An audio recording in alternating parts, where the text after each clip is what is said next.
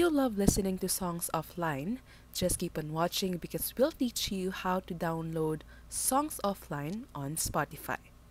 First step, open Spotify on your phone and open the album that you want to download. Here, when you press the three dots beside a particular song, you won't see any option to download that song. What you can do instead is press the plus or the download icon located at the middle left corner of your screen. This will automatically download all the songs on the album that you just opened. Another thing you can do to easily access the songs that you love is to add it to your playlist. So just press the three dots beside the song and then press the add to playlist button. Then just press done.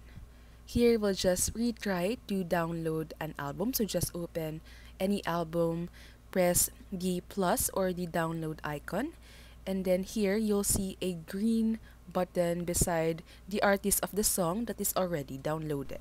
And that's all for this video. If this helped you, as always, don't forget to press like and subscribe.